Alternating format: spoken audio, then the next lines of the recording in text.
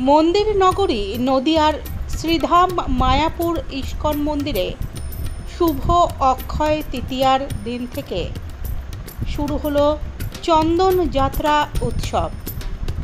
আর এই উৎসবকে ঘিরে দেশ বিদেশ থেকে বহু ভক্তের আগমন হয়েছে ইস্কন মন্দিরে, যে কারণে ইস্কন মন্দিরের নিরাপত্তা ব্যবস্থা কঠোর করা হয়েছে এবং উৎসব উপলক্ষে মন্দির প্রাঙ্গণ ফুল ও আলোকমালায় সাজিয়ে তোলা হয়েছে।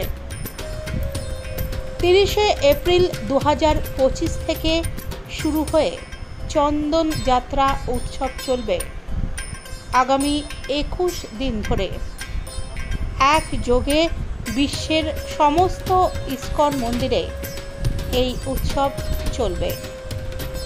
জানা যায়, বৈশাখ মাসের ক্রমবর্ধমান চাঁদের শুভ শুক্লা তৃতীয়াকে অক্ষয় তৃতীয়া বলা হয়।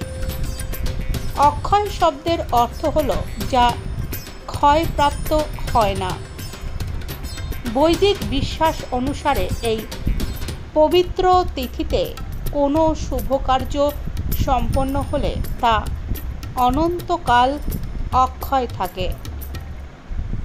আরও জানা যায় যে এই শুভ দিনে জন্মগ্রহণ করেন বিষ্ণুর ষষ্ঠ অবতার পরশুরাম।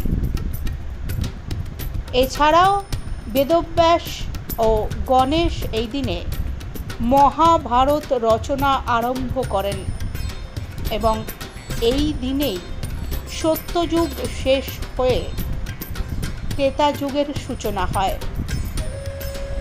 এই দিন থেকে শুরু হয় চন্দন যাত্রা।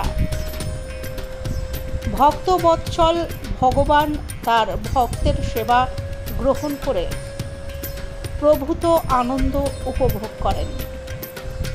সেই জন্য গ্রীষ্মের দাবদাহ থেকে শান্তি দিতে পরমেশ্বর ভগবানের সর্বাঙ্গে চন্দন লেপন করা হয়। এ বিষয়ে ইস্কন মায়াপুর মন্দিরের জনসংযোগ আধিকারিক রসিক গৌরাঙ্গ দাস বলেন, আজ শুভ দিন অক্ষয় তৃতীয়া। ইস্কনের প্রধান কেন্দ্র শ্রীধাম মায়াপুর সহ বিশ্বব্যাপী সমস্ত শাখা কেন্দ্রে এই উৎসব মহা সমারোহে পালন করা হচ্ছে। এই চন্দন যাত্রা উৎসব চলবে 21 দিন ব্যাপী। ভগবান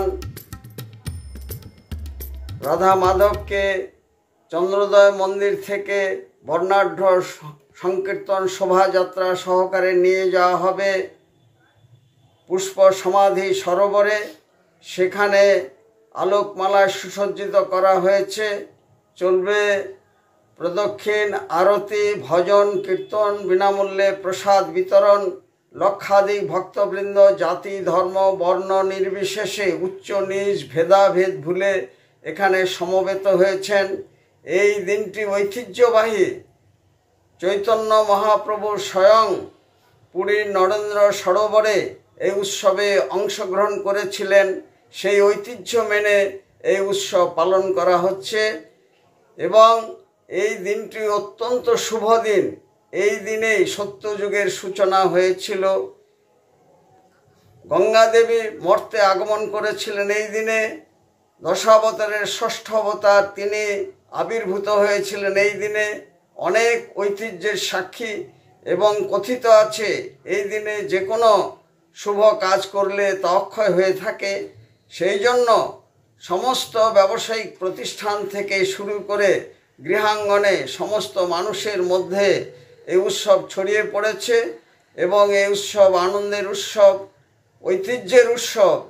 এখানে গ্রীষ্মের দাবদাহে যখন মানুষ অসহ্য গরমে অতিষ্ঠ, তখন এই উৎসব খোলা আকাশে মুক্ত বাতাসে সকলের মনে প্রাণে এনে দেয় শান্তি স্বস্তি।